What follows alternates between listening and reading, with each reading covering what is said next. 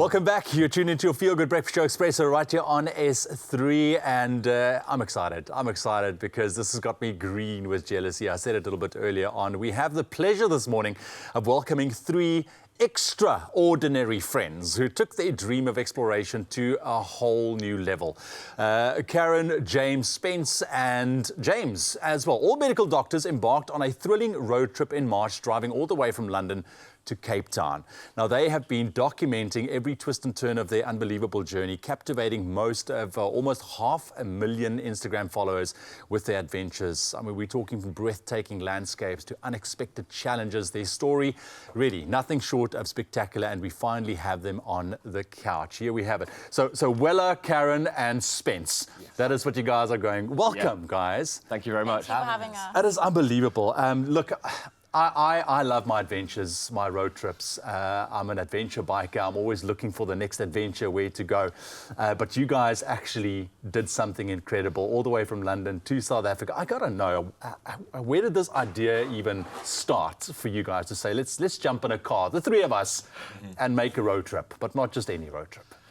Well, we all love travelling, and we've done quite a lot of travelling together previously. And we'd had some plans to go to South Africa, which unfortunately were cancelled because of COVID.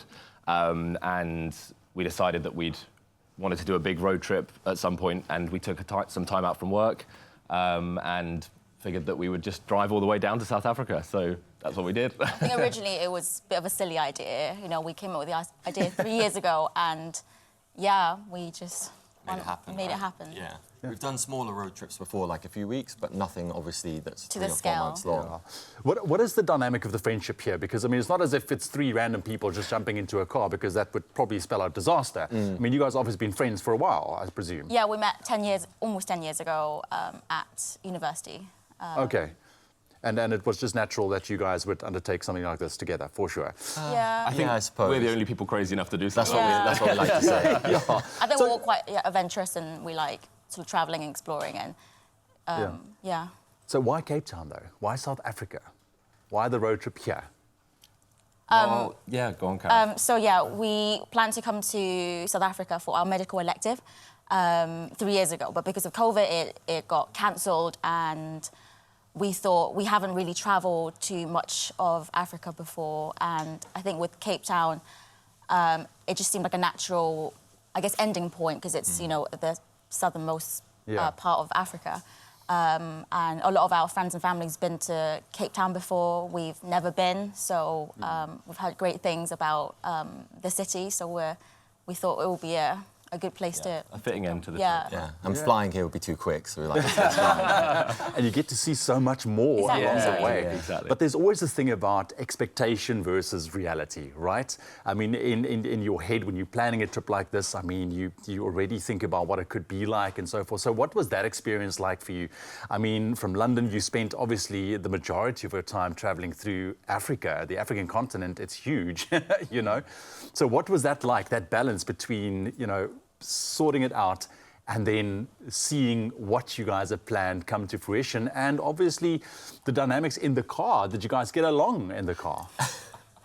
Yeah, funny you say that. We had It's a few arguments along route. Yeah. Because when we planned the trip, we knew there were going to be problems, whether it's with the car or the road or the borders and visas, but we never really thought about the problems we might have with each other.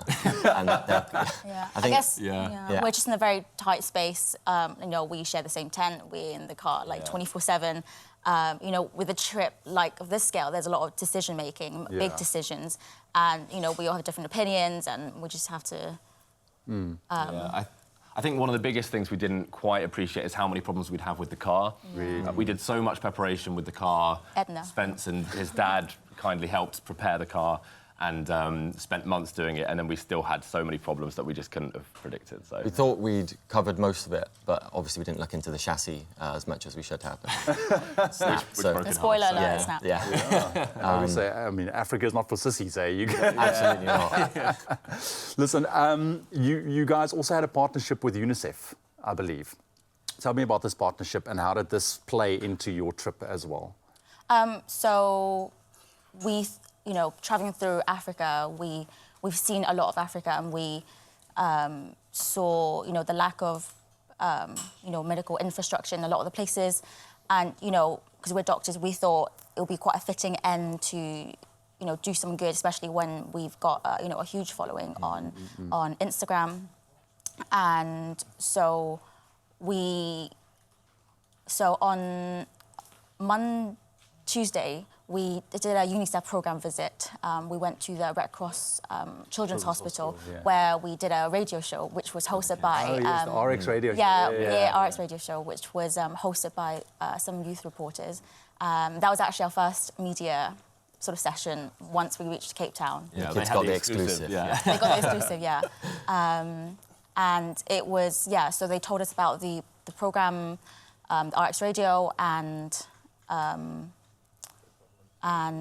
But we initially, the trip was supposed to be a holiday. It wasn't, we weren't working with any charities at the start. It was just a road trip with 3 friends. Yeah. But then we got all these Instagram followers and thought it's a chance to do something good at the end. So that was why when we got to Cape Town, we reached out to UNICEF and they decided we could work together, try and do some fundraising with them and raise awareness of their causes as well. Yeah, I love how it kind of just evolved and flowed into that because, I mean, yes, it's a holiday, but here you are and you have a chance to do something incredible to use that platform as well. I quickly got to ask, you know, when you think about traveling through Africa, you know, a lot of people say a lot of things. There's a lot of stuff in the news and media as well. What is happening up in Africa? What were some of the misconceptions that you guys, you know, seen? And it's like, well, you know, what were some of the realizations for you guys with regards to the continent of Africa and traveling through it?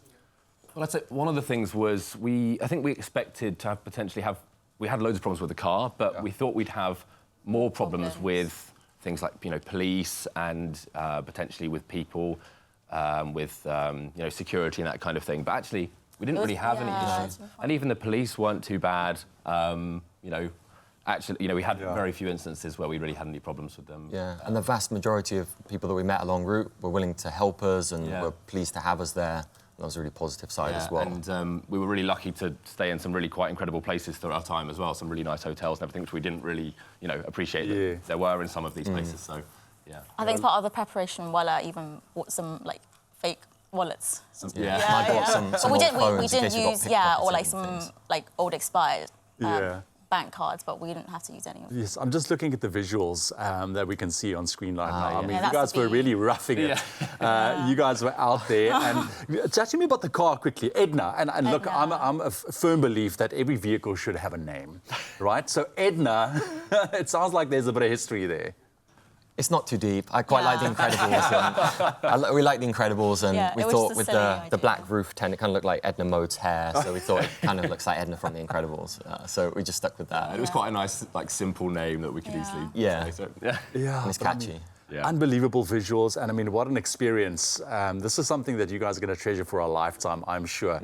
Or maybe even whet your appetite to do another one. Listen, you guys are here now. How are you getting back? We're flying back. Are you flying back? Yeah. What's happening with Edna?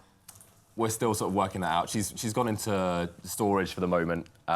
She's retired. She needs a bit of a break. Yeah, she's tired. And we're potentially looking at what we're going to do with her, whether we need to ship her back to the UK or whether we might do some sort of charity thing. Yeah. But we're sort of in close sort of contact with UNICEF about potentially, you know, donating Edna for charity or doing something. We're still in the process of talking to UNICEF about it. Well, you know, I'm just saying I will always volunteer if you want her back in London. I will take the trip on her. I don't think she'd make it. You don't think she'd make it? You can do some work and then you're more than welcome to give it a go. Guys, thank you very much once again for joining us. Don't go anywhere. We are going to be chatting to you a little bit later on. Stick around for more adventures and tales of their incredible adventure all the way from London through to Cape Town.